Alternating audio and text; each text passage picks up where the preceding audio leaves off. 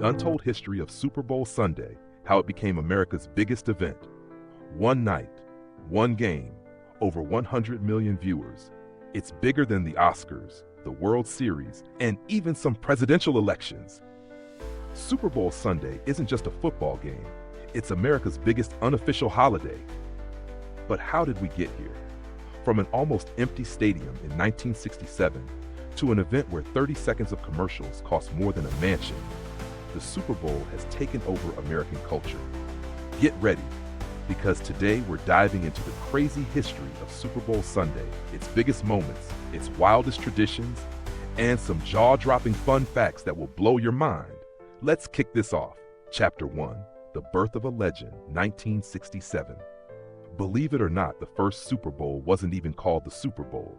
In the 1960s, the NFL was the dominant football league, but a young rival, the American Football League, AFL, wanted in on the action.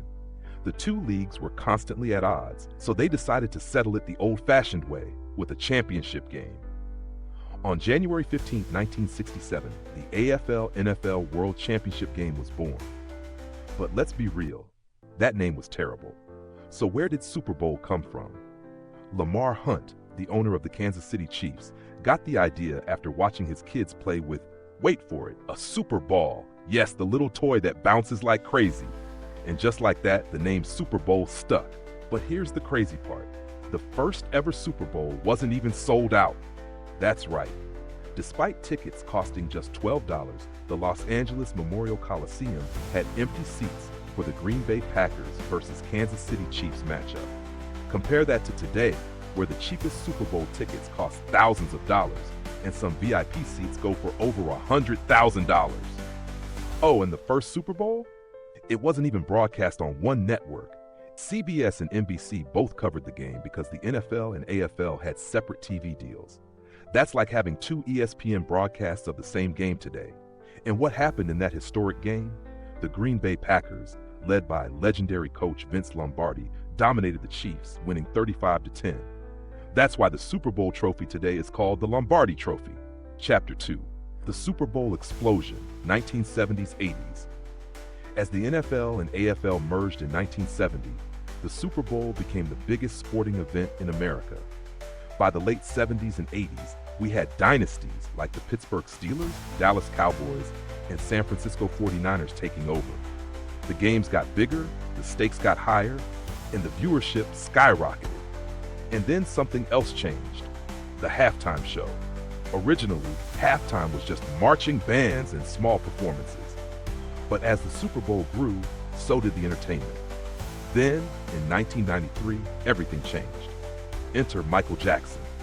He took the stage, stood completely still for a full minute, and then boom, history was made. This was the moment the halftime show went from just a break to a full-blown global spectacle. Since then, we've had Prince performing in the rain, and let's not forget, the most watched halftime show of all time?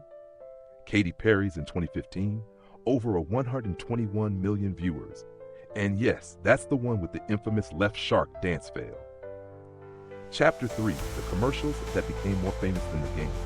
The Super Bowl isn't just about football, it's about commercials. Today, companies spend over $7 million for just 30 seconds of airtime. But how did that happen?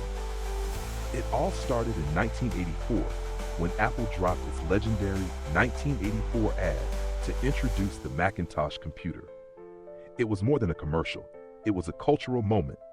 Since then, we've had classics like the Budweiser Clydesdales, making us all emotional, the Doritos Crash the Super Bowl challenge, where fans made their own commercials, and of course, Betty White getting tackled in a Snickers ad. Some people don't even care about the game, they're just here for the commercials, and honestly, we don't blame them. Chapter 4, Super Bowl Sunday, the ultimate party.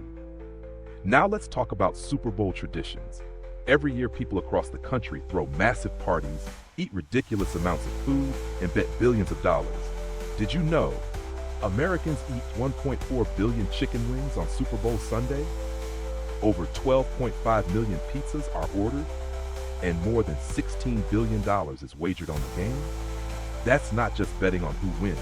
We're talking bets on the coin toss, the color of the Gatorade poured on the coach, and even how long the national anthem will be. Super Bowl Sunday is so big that the Monday after is the most common sick day in America. In fact, millions of Americans call in sick after staying up late celebrating or crying over their team's loss. Chapter 5: The Greatest Super Bowl Moments of All Time. The Super Bowl has witnessed some of the most jaw-dropping, heart-pounding, and unforgettable moments in sports history. These plays define not only the game, but the entire culture surrounding it. Let's look at greatest Super Bowl moments ever. 1. Super Bowl XL7, 2008, the David Tyree helmet catch. The New England Patriots were riding high, aiming to go undefeated on the season. Meanwhile, the New York Giants had one mission: stop them.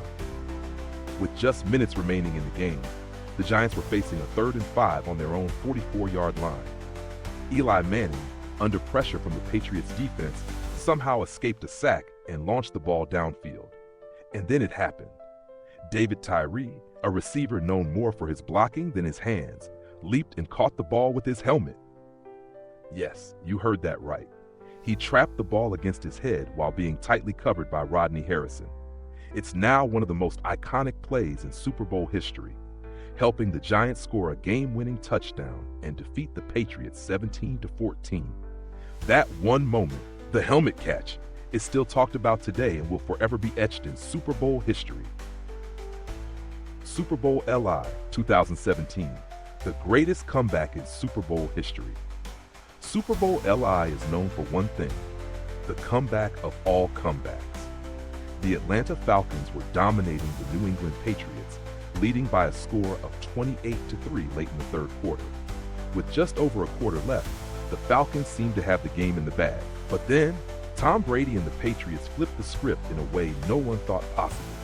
Brady engineered a miraculous rally, scoring 25 unanswered points to tie the game at 28-28. The Patriots would go on to win 34-28 in overtime, marking the first time in Super Bowl history that a game had gone to overtime. This win gave Brady his 5th Super Bowl title, cementing his legacy as the greatest quarterback of all time. The Falcons' crushing loss, on the other hand, became a painful reminder of what happens when you don't close out a game. Super Bowl XIV featured a thrilling matchup between the St. Louis Rams and the Tennessee Titans. The Rams, led by quarterback Kurt Warner, were heavily favored to win, and they had a 23-16 lead late in the game. But the Titans were not done yet. With just seconds remaining and the Titans on the Rams' 10-yard line, Steve McNair, Tennessee's quarterback, threw a perfect pass to Kevin Dyson at the 1-yard line. Dyson broke free and was just inches away from scoring the game-tying touchdown. But as he stretched out, Rams linebacker Mike Jones made a legendary tackle to stop Dyson just short of the goal line. The Rams won 23-16, but that final play will forever be known as the 1-yard short game, a dramatic finish that left fans on the edge of their seats.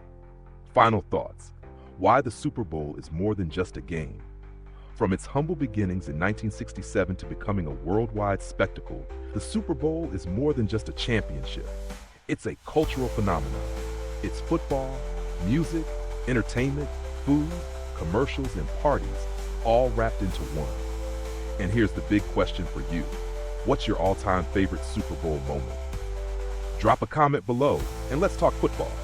And hey, if you love this video, hit that like button, subscribe for more awesome content, and turn on notifications so you never miss a video. Thanks for watching, and we'll see you at the next Super Bowl.